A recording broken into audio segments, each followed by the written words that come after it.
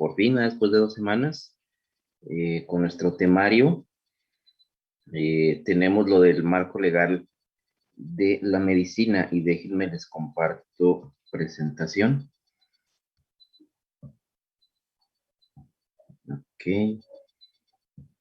Muy bien. Ya podemos ver todos la presentación. Muy bien. Bueno, el día de hoy vamos a revisar precisamente el marco legal. Les digo, cuando imaginamos nuestra profesión, la única manera que percibimos o que nos damos cuenta que existe de regulación en la medicina pareciera que es la pura cosa técnica, ¿no? O sea, lo que dicen las guías, lo que dicen los libros, y es por lo que nos guiamos en medicina, por lo que nos dejamos llevar.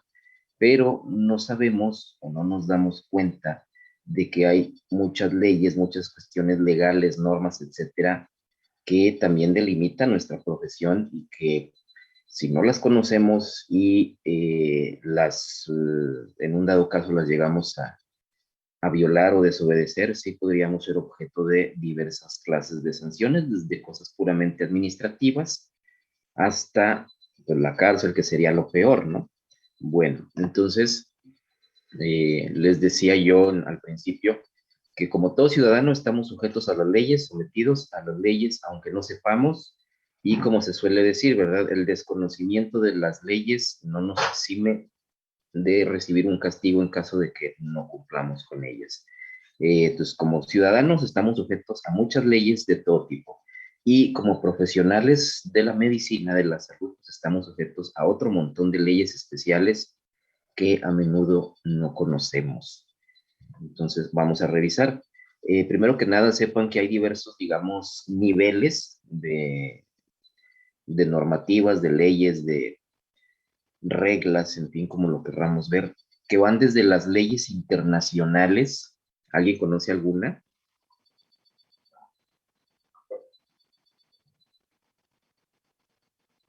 ¿Nadie tiene una idea de alguna ley internacional?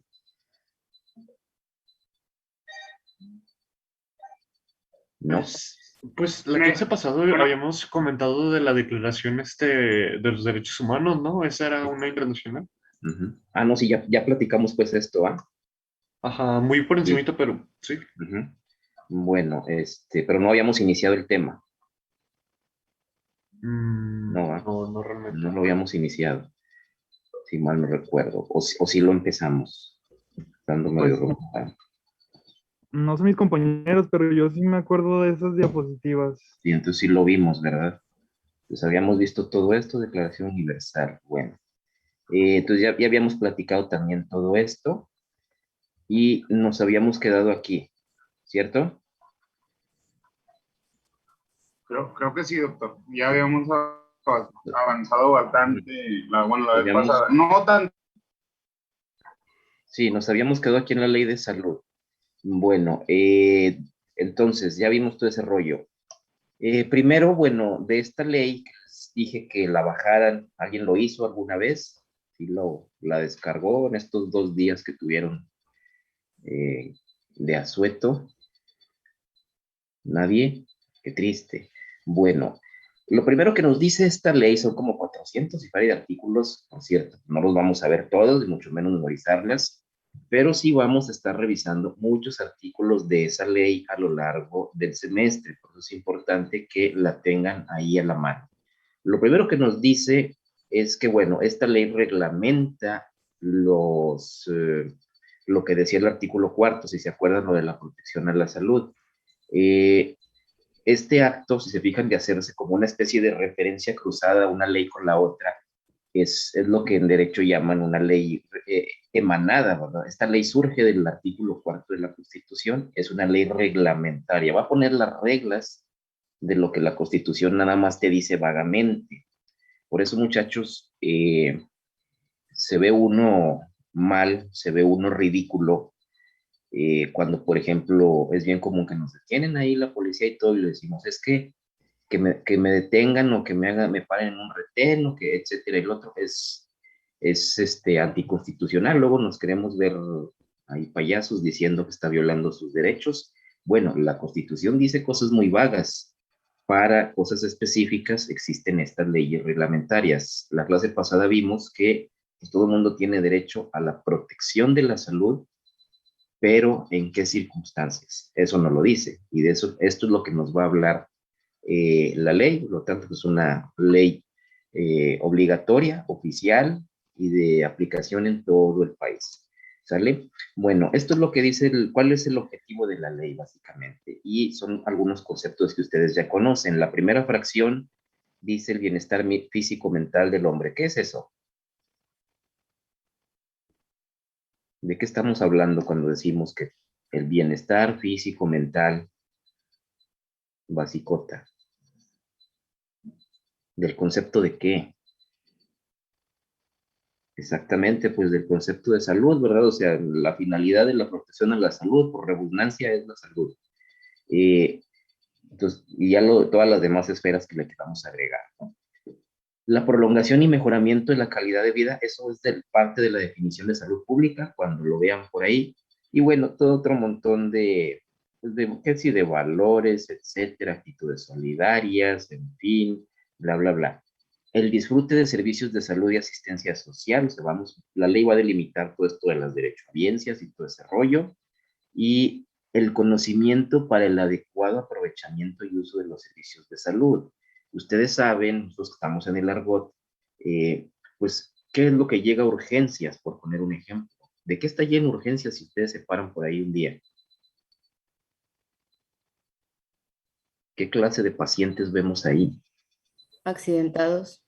En teoría, ¿no? Pero por lo regular, ¿de qué está más saturado? De cosas que no son urgencias, ¿cierto?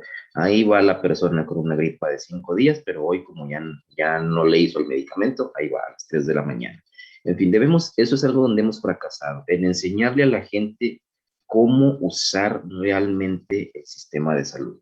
Y por lo regular las personas graves, a veces que sí requieren tratamiento hospitalario, por no querer ir a urgencias pensando que no le van a atender, se van las similares y si dan una vuelta por alguna farmacia, de pronto ahí tenemos pacientes canalizados, pacientes con padecimientos que requieren tratamiento e insumos hospitalarios, y el médico de ahí por jugarle al vivo, por querer ganarse a veces la consulta, etcétera, pues ahí tiene el paciente cuando lo mejor es que vaya a hospital, ¿no?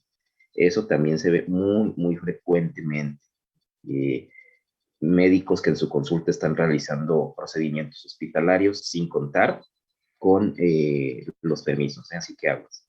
Pero pues en eso hemos fallado y la población no lo sabe.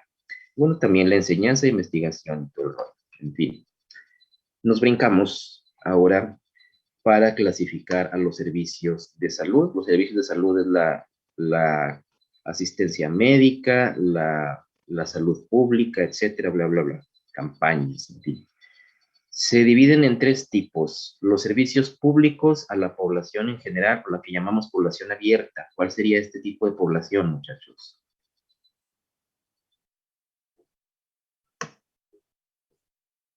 ¿Cuál se les ocurre? ¿A cuál llamamos población abierta? La que no tiene Pues ninguna... tomando en cuenta, bueno, ¿Sí? Adelante, Natalie. tomando en cuenta los siguientes dos que tiene abajo, supongo que son los que no tienen ni trabajo que le den seguro del gobierno. Es correcto. O sea, lo primero que nos dice es que para toda población, en un dado caso, siempre va a estar gobierno, ¿no? Aunque no tengan derecho a bienes de nada. Por lo regular, esto es a través de los hospitales de la Secretaría de Salud. Porque como bien señalaron, la segunda fracción que viene aquí dice, lo otro son los servicios a derechohabientes de instituciones públicas, que por medio de cuotas o por medio de sus propios recursos, hay gente que puede pagar un hospital público, pues que lo hagan, ¿no? Que son los encargados de atender este tipo de poblaciones. ¿Y cuáles son? El IMSS. ¿El IMSS sobre quién se va? ¿A quiénes atienden? A todo trabajador que esté para una empresa moral o para un patrón, etcétera, que lo registre. ¿ISSSTE? A los de educación. No a los de A educación, los a todos los trabajadores trabajadores del Estado, federales, ¿no? a todo trabajador de gobierno. Es decir, si ustedes ya cuando salgan de aquí y se vayan de profesionistas Aunque se vayan al IMSS, pues los van a atender en el ISSSTE, van a tener derecho al ISSSTE, que bueno, pues casi no lo usamos, ¿verdad? Como médico raramente tenemos la necesidad de acudir, es cuando podemos conseguir las cosas en nuestro propio medio. Y luego están también otros que no son precisamente del IMSS, pero tienen convenio, si sepan, pero Pemex y Comisión Federal, los trabajadores de estas compañías paraestatales tienen convenios y llegan a tener clínicas e instalaciones exclusivas para ellos. Por ejemplo, no sé si sepan, pero aquí en Gómez hay una unidad de medicina familiar exclusiva para pacientes de Comisión Federal. Está por ahí escondida en la zona industrial. Entonces, ahí no va nadie, ahí va puro trabajador de comisión, porque es una prestación que lograron con su sindicato. En el caso de las Fuerzas Armadas, ellos disponen de sus propios hospitales, ¿no? Por ejemplo, aquí en Torreón está el hospital militar, al que creo que ustedes van, si mal no recuerdo, ustedes o el otro grupo. Pues decía, solamente va a tener a miembros de las Fuerzas Armadas, es decir, Ejército y Fuerza Aérea. Y la Armada de México, la CEMAR, pues también tiene sus propios hospitales, los hospitales navales. Entonces, cuando se es derechohabiente de alguna de estas cosas, pues cuenta uno con las instalaciones expreso para ello. También puede ser, ojo, cuando por encargo del Poder Ejecutivo Federal, o sea, el presidente, él ordena que atiendan a una persona en algún hospital. Un ejemplo puede ser a veces pues, las personas que piden asilo político, refugiados, migrantes, etcétera, que por orden del presidente que los atiendan en tal lado, o cuando ha habido alguna desgracia, alguna contingencia, por ejemplo, el caso del sismo de 2017, donde pues, nuestro brillante entonces presidente Peña Nieto dijo pues, que todos los hospitales atiendan de todo, ¿no? No nos vamos a poner a estar averiguando la derechohabiencia. Persona que necesite atención médica y al hospital más cercano se le atiende. En esos días en los que duró la tragedia del sismo, con las caravanas migrantes, también a nuestro igual de brillante presidente actual, también pues ordenó, ¿verdad?, que Secretaría y IMSS atiendan a los migrantes, nada más porque él quiso, y eso es válido porque tiene ese pequeño poder, ¿ok? También pueden ser servicios sociales y privados en la forma en que los contratemos. Si queremos pagar por un servicio médico, lo podemos hacer. Podemos ir a hacer en el mismo acto, por ejemplo, ir a una consulta en particular, en ese momento se paga, o por medio de algún seguro de vida o convenio empresarial, etcétera, ¿no? Se puede pagar privado y se puede ejercer privado, pues claro. Y pues ya lo que digan en su momento las autoridades. Bien, eso es como clasificamos, digamos, los diversos servicios. Ustedes ya lo sabían, de todos modos. Bueno, continuamos. Para efectos de la ley se entiende usuario, pues la persona que necesita los servicios y tienen derecho a obtener prestaciones de calidad y oportunidad. Ojo, oportuno no significa inmediato, ¿verdad? No siempre. Y recibir el trato digno y respetuoso. Por su parte, los usuarios, entiéndase los pacientes, pues deben ajustarse a los reglamentos internos de la institución, hacer caso de las normativas, etcétera. Y en el caso de que así aplique, pues cuidar el material que les sea proporcionado, ¿verdad? Si le van a dar una ortesis, una prótesis, o le van a dar un material que eventualmente le va a tener que regresar al hospital, pues hacer un buen uso de y cuidar. Bien.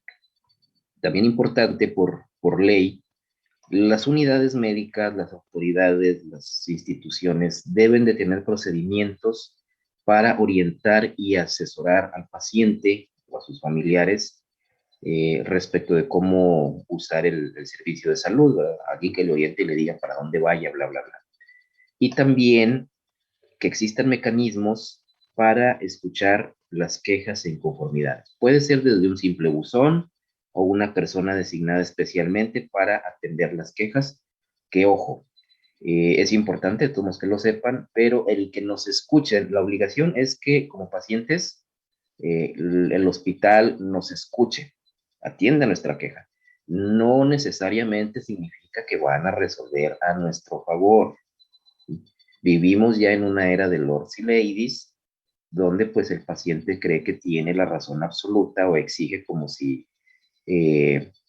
como si fuéramos servidumbre, y no somos servidores, no servidumbre.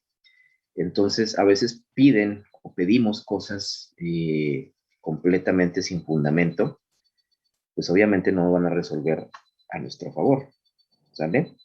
Eso es importante saber. Bueno, hasta ahí preguntas o dudas que tengan. ¿No?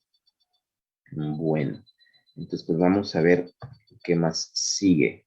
Ahora, ¿qué hay de los derechos y obligaciones? Los derechos de los pacientes, ¿ustedes los conocen? ¿Los han visto en algún lugar publicado o en algún sitio? Están en todos los hospitales, es correcto, ¿verdad? Ahí con marquesina, con letreros llamativos, nomás les falta poner edecanes y regalar souvenirs. Correcto. Sí, en todos lados vamos a encontrar por lo regular los derechos de los pacientes. Y es un decálogo que de todos modos la ley nos lo fundamenta en la siguiente manera, con estos artículos que ven aquí.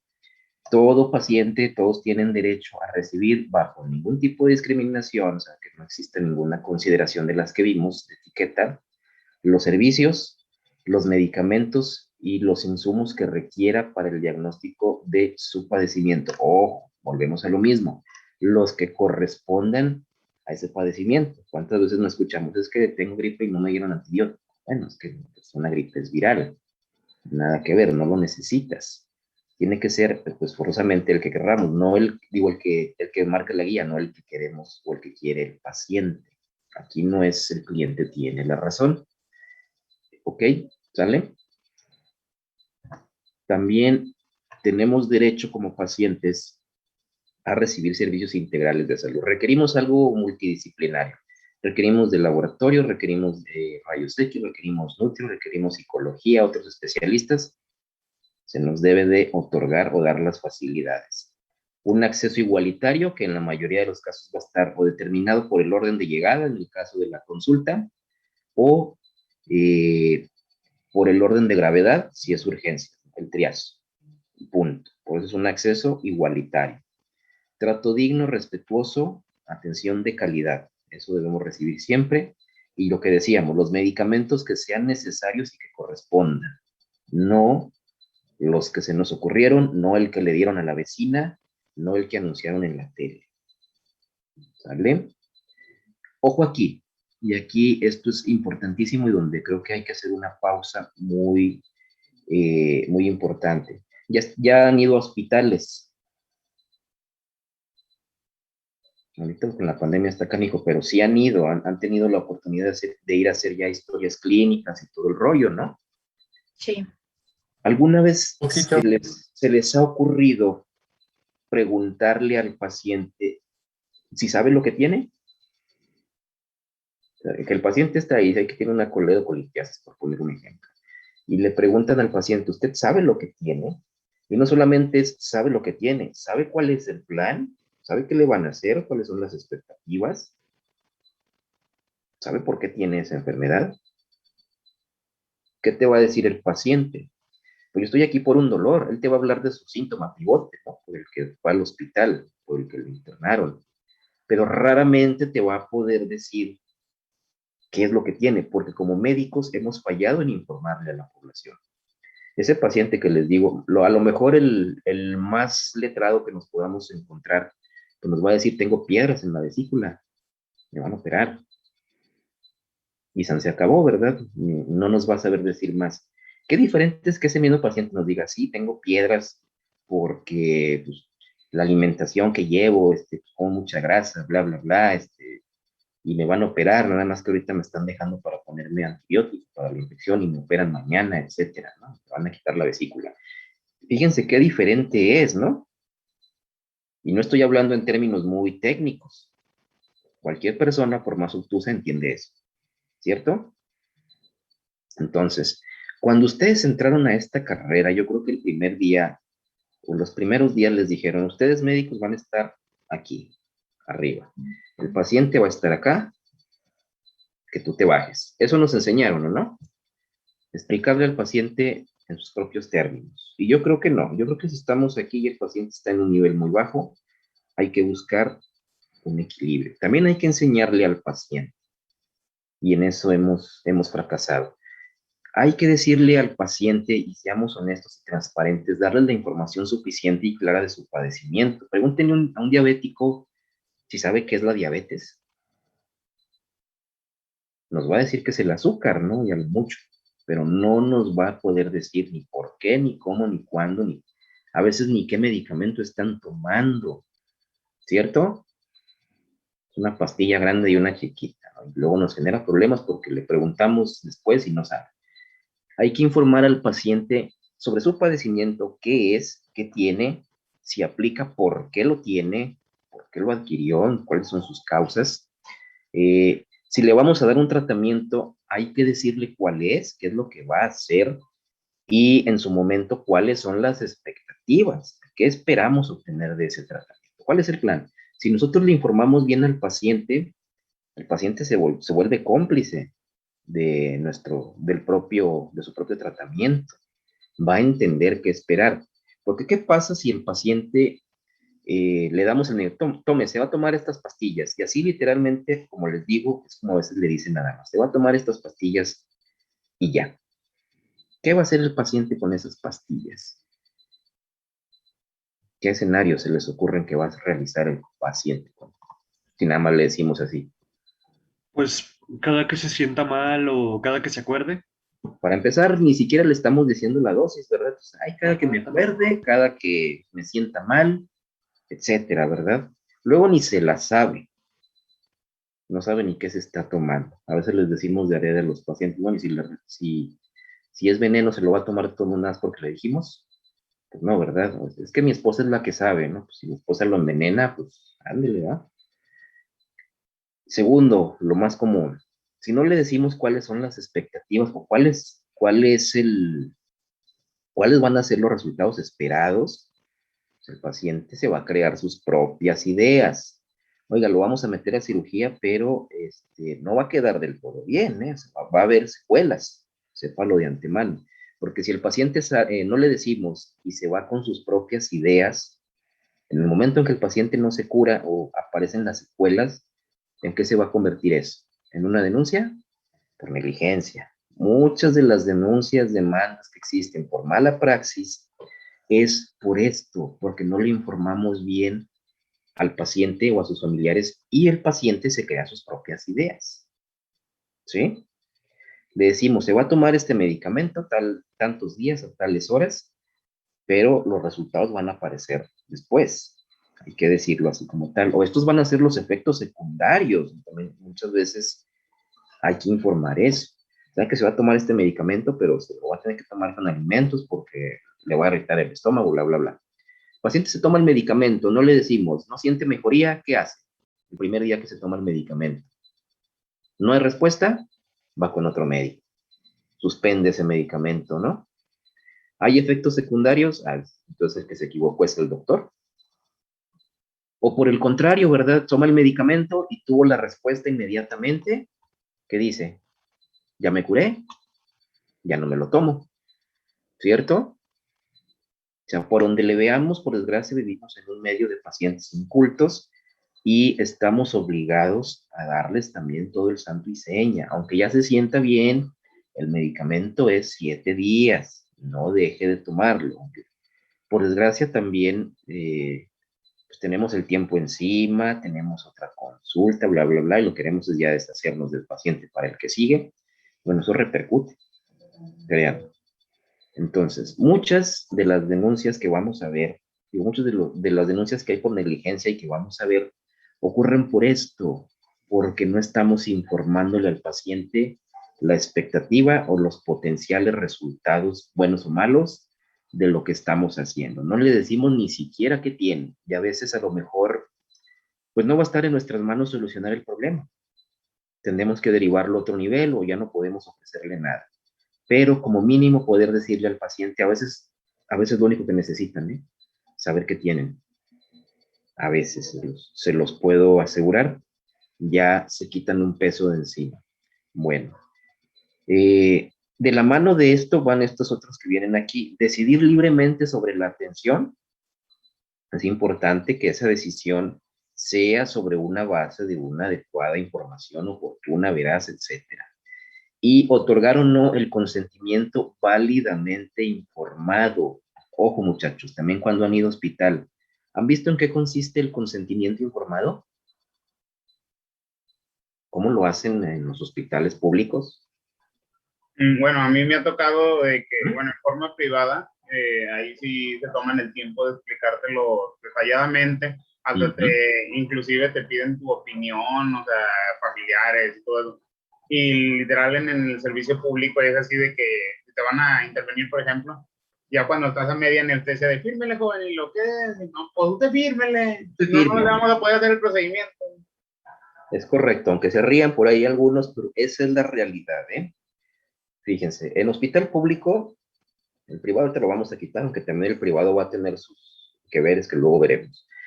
En un hospital público, el acto del consentimiento informado consiste en mandar al gato del gato del gato. El médico manda al residente, el residente manda al interno, y el interno ya solo que ni sabe, va y, que todavía no sabe mucho, pues va y le dice al paciente, fírmele.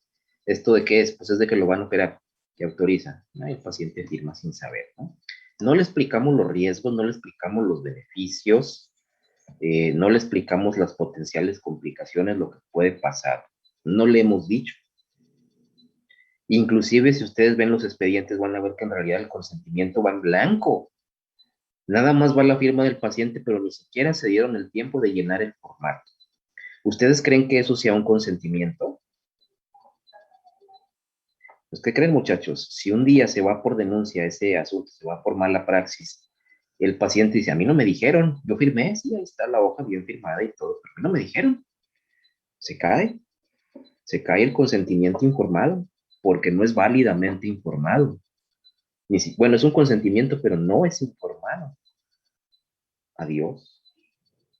Y sí puede proceder por mala praxis, aunque el papelito esté firmado, ¿eh? Porque el paciente diga, a mí no me dijeron y me hicieron firmar el papel. Así que aguas, ¿sí? Gran herramienta para defenderse es informar. ¿Sale?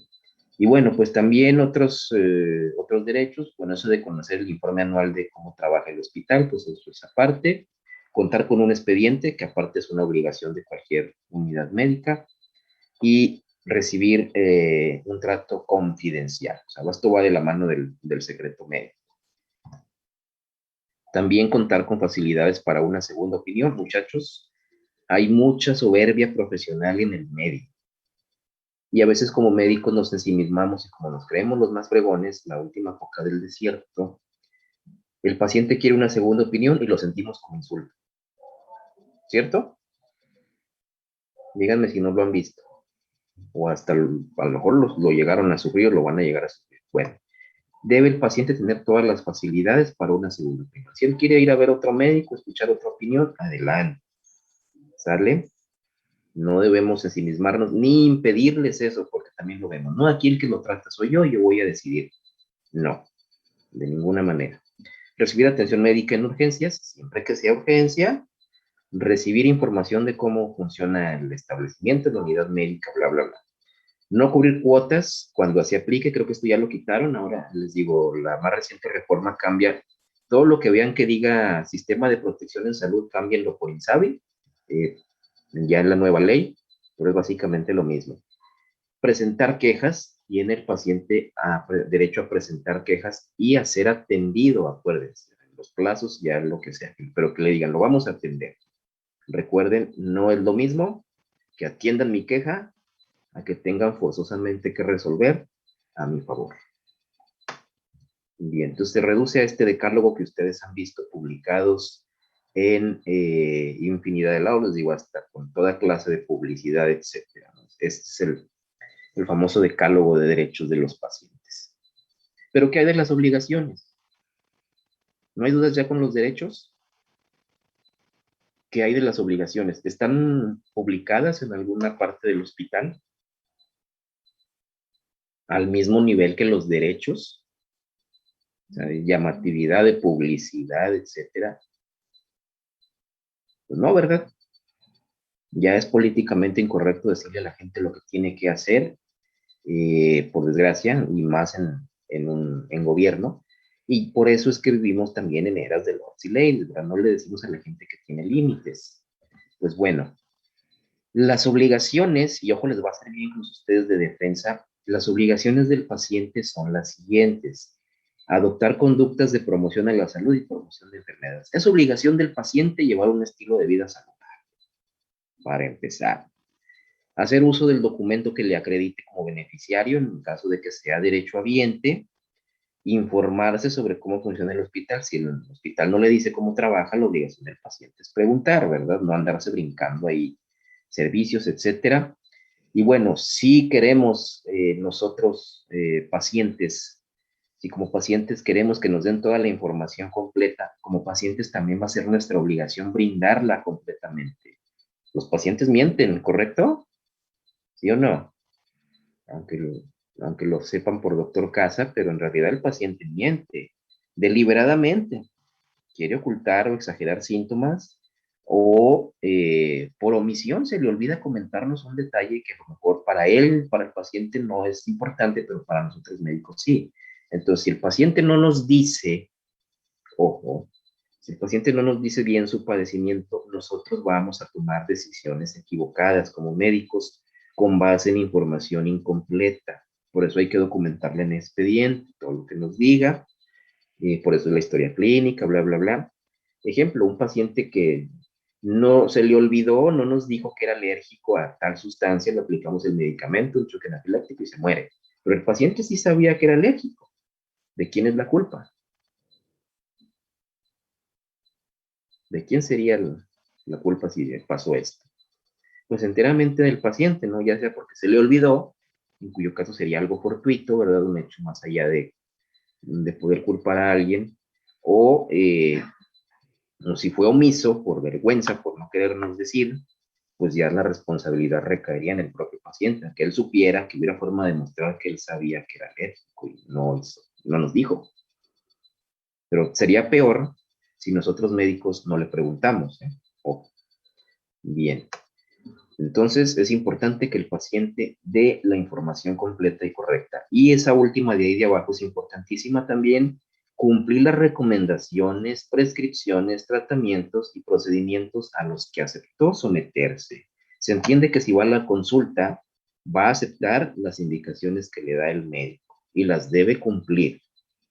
Le damos el medicamento, no lo toma, ¿de quién es la responsabilidad? ¿De quién va a ser? El paciente. Del propio paciente, ¿no?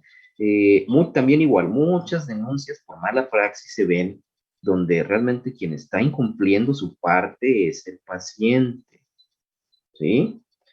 Hemos tenido, en fiscalía hemos tenido casos de denuncias, una persona murió, por ejemplo, y no alcanzó, no fue incluida en el programa de trasplante de hígado, el señor era cirrótico, el hermano abogado, pues presentó la denuncia contra los médicos porque no lo incluyeron en el programa de trasplantes, y a lo mejor él todavía estaría vivo, según ellos, ¿no? Según el familiar. O sea, fue culpa del médico que se haya muerto, según él, indirectamente. Pero cuando revisas el expediente te das cuenta que el señor tomaba. ¿Cómo metes a una persona al trasplante si no deja de tomar? Es importantísimo, ¿no? Es un criterio de exclusión. Entonces, pues para atrás, porque quien no estaba cumpliendo con la recomendación de ya no tome, sigue siendo el paciente y adiós. Responsabilidad del propio paciente. ¿Sale? No toma el medicamento y la enfermedad se agrava, no se cura, y va y quiere denunciar al médico. Espérese, es que usted no tomó el medicamento. ¿De quién es la culpa? Yo cumplí mi obligación, que vamos a ver luego las obligaciones básicas. Yo cumplí mi obligación dándole el tratamiento, prescribiéndolo. Si usted no lo toma, ya no es mi problema. ¿Sale? Ya no es mi responsabilidad. Ok. ¿Dudas con eso? Sí, Entonces, fíjense. ¿Sí? sí.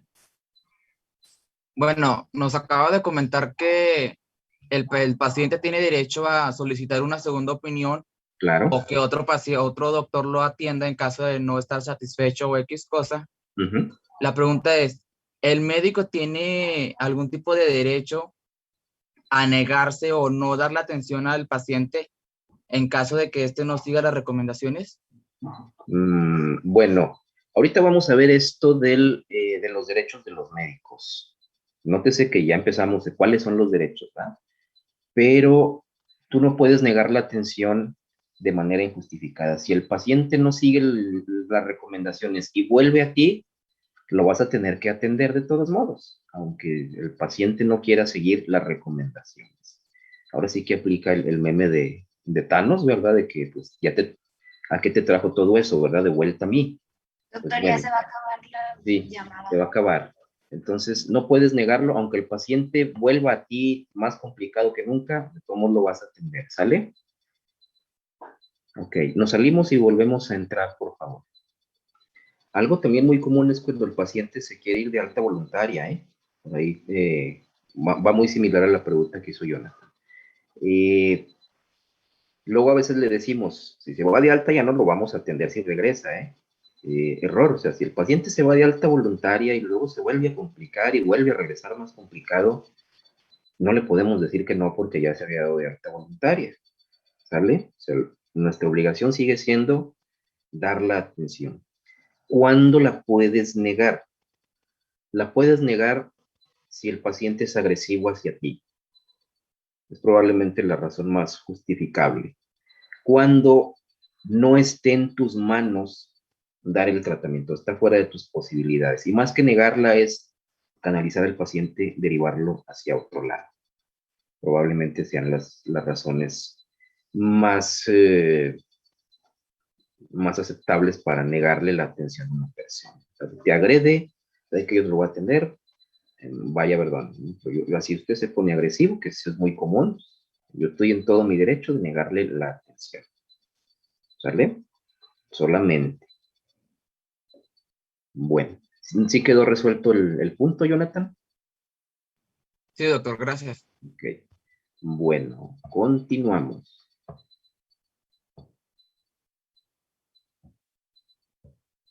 Bien, entonces estábamos aquí.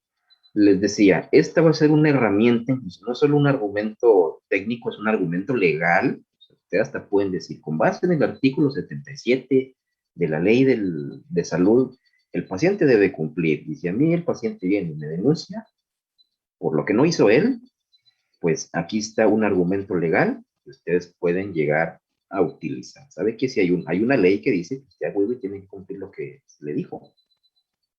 No es nada más porque usted quiera o a su antojo. ¿Sale? Bien. También es obligación, bueno, si nosotros no le informamos al paciente del padecimiento bien, pues es la obligación del paciente preguntar. Tampoco lo hacen, ¿verdad? Nosotros médicos no le decimos, el paciente no pregunta y pues todo el mundo pierde. Cubrir cuotas, bueno, ya eso ya quedó, al menos de lo del INSABI, ya quedó fuera, a menos que sean derechohabientes, en cuyo caso, pues sí tendrán que cubrir las cuotas por lo regular a través del descuento del salario. Dar un trato digno y respetuoso, la cosa debe ser mutua, ¿verdad? Queremos un trato digno de parte del personal, nosotros también tenemos que darlo como pacientes. Cuidar las instalaciones, por desgracia muchas veces los que más maltratan el hospital son los pacientes con sus familiares. Y en los casos que aplique, colaborar en su mantenimiento. Eso creo que también ya lo quitaron. Hacer uso responsable del servicio de salud, ya dijimos, pero no vamos a ir a saturar urgencias con cosas que no son urgencia, aunque tampoco deberíamos de ir a las similares si realmente necesitamos un tratamiento urgente. Y proporcionar, bueno, ya también ya se quitó esto por lo del INSABI, pero antes te decían, bueno, si tiene usted un seguro hay que informar esto para que no lo incluyan en el popular, ¿verdad?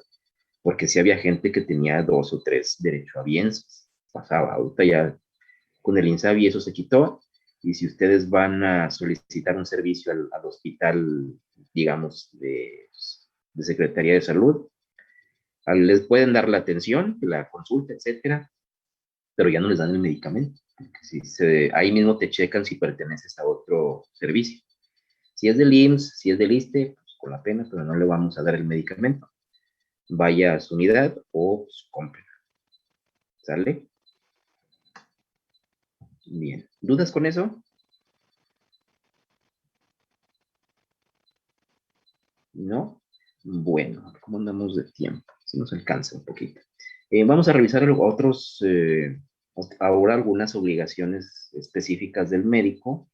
Primero que nada, la titulación, pues como ustedes saben, está en la ley de salud también, que todos los profesionales de la salud, de todas las ramas que se les ocurran, debemos de contar con un título. La escuela se los va a dar cuando salgan, o certificados de especialidad, que ya será cuando pasen por una residencia, que estén legalmente expedidos. Quien los expide es una institución registrada, y a su vez el título debe ser registrado. ¿Cómo se registra el título? ¿O qué es eso del registro del título, muchachos? ¿Qué se les ocurre? Tiene que ir a ¿No registrar. será como la cédula que se registra en el SAT? Exactamente. Bueno, la célula no se registra en el SAT. En el SAT te vas a registrar para que ya te empiecen a cobrar impuestos, muy desgraciados. En fin, el registro del título es exactamente este trámite de sacar la cédula profesional. O sea, no basta con tener el título, hay que registrarlo. Lo haces ante la Dirección de Profesiones.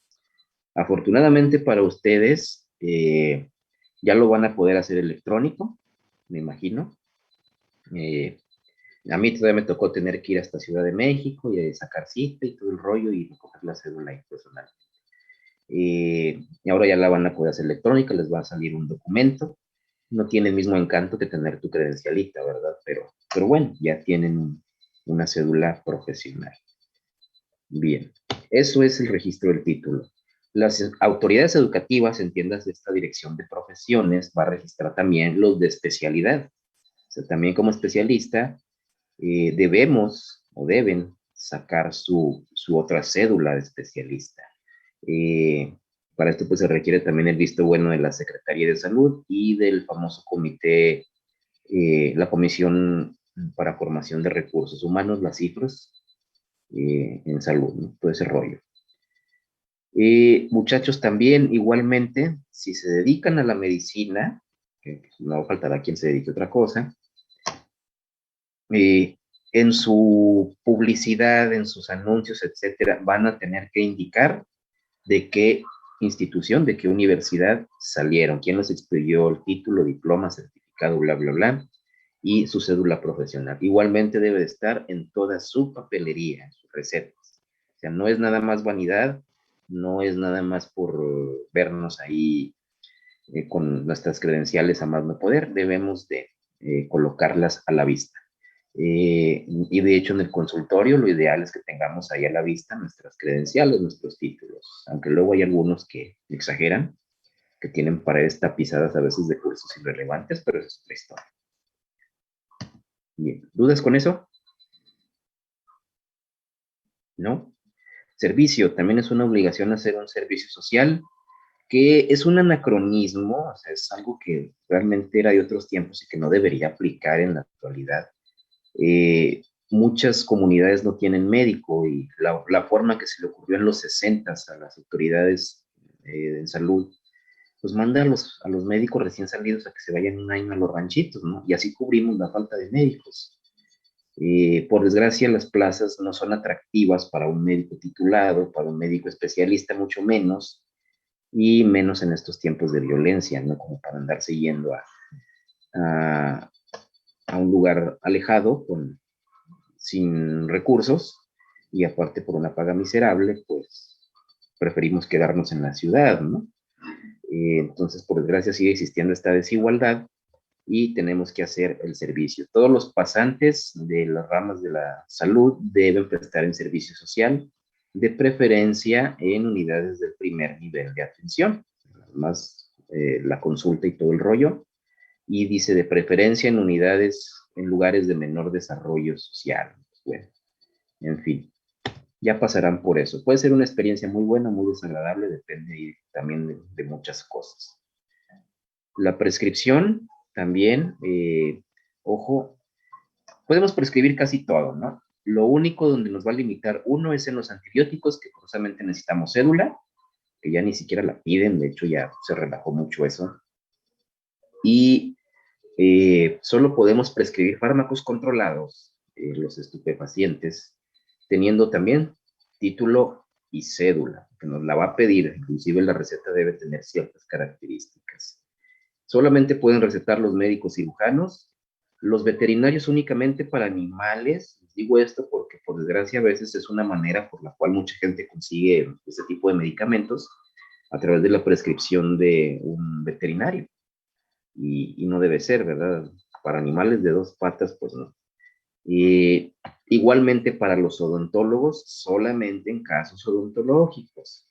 Es bien común los dolores, por ejemplo, de tercer molar, que son horribles para quien los haya sufrido, y los odontólogos son muy dados a usar pues, el Nubain, por ejemplo, si lo conozcan, Albufina, el tramadol, bueno, el tramadol ya no es controlado, no se creen, algunos opioides.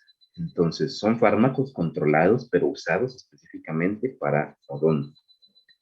Porque tenemos casos de personas que consiguen clonazepam, consiguen diazepam, o anfetaminas, incluso, ¿no? Perico, en el caso de los traileros, a través de la receta de un odontólogo.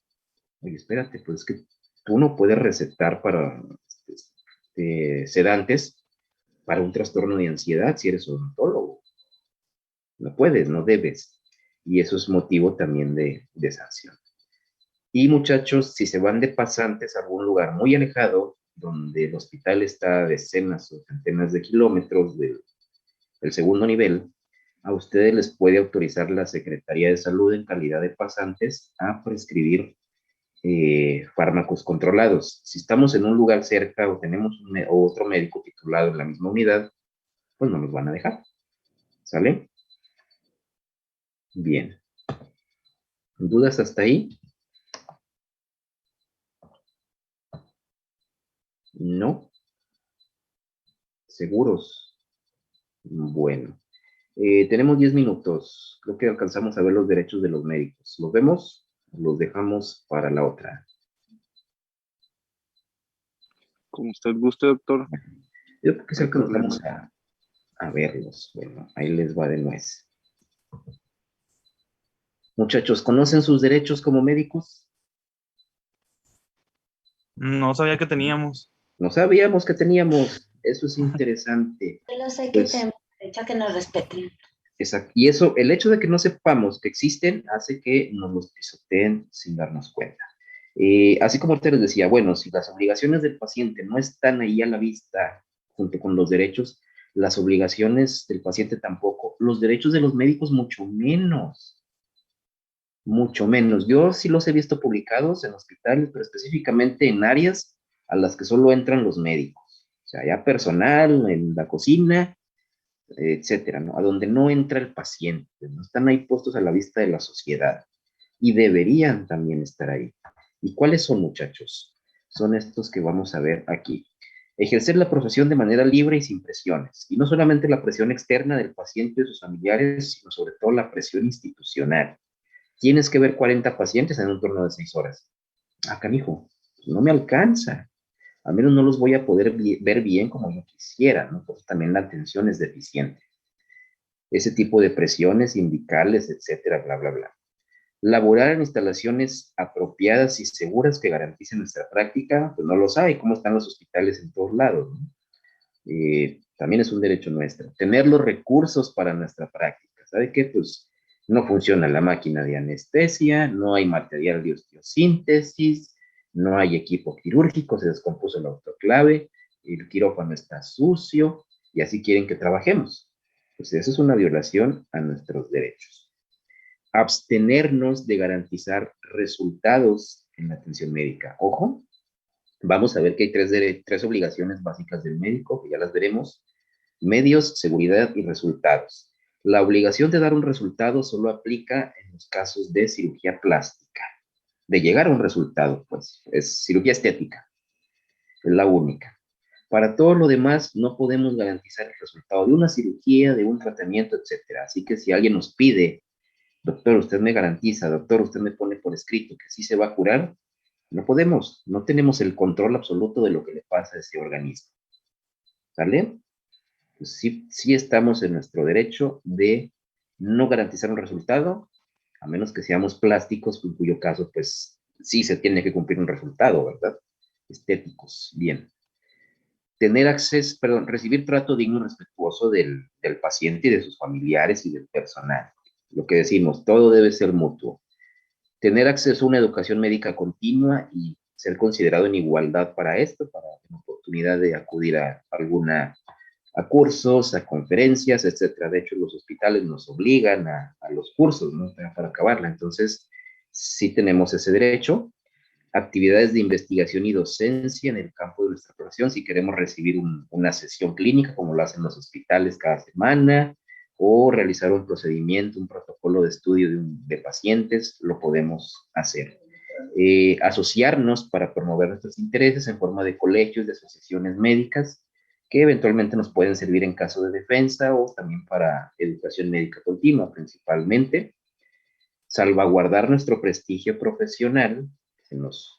Por desgracia, se viola mucho este derecho cuando hay una denuncia por negligencia. Lo primero que hace la familia y lo primero que hace la prensa es exhibir al médico.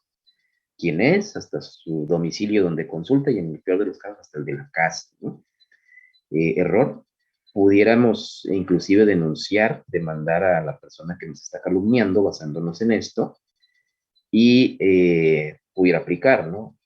Ha habido casos donde denuncian a un médico por mala praxis, se demuestra que no hubo la mala praxis, pero como al médico ya lo quemaron, ha habido médicos que sí han procedido a realizar una demanda contra el paciente por haber violado su prestigio profesional.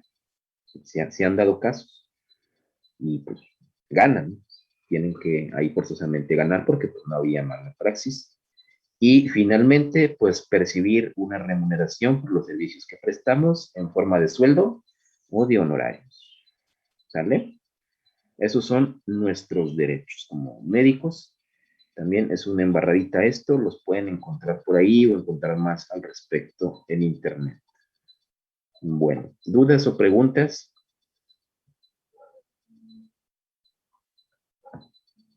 ¿No? ¿Seguros? Entonces, bueno, ya se dieron cuenta que sí nos pisotean en general nuestros derechos porque no los conocemos. Bien. ¿Alguna duda, inquietud que tengan? Yo sí, doctor. Sí, adelante. En cuanto a lo de la remuneración u honorarios, ¿es distinto al sistema de pensiones que se maneja para los médicos que para la población general? Bueno, aquí lo de las pensiones y todo el rollo es algo muy aparte, ¿eh? Y eso ya depende de en qué instituciones estás, en ISSSTE, etcétera.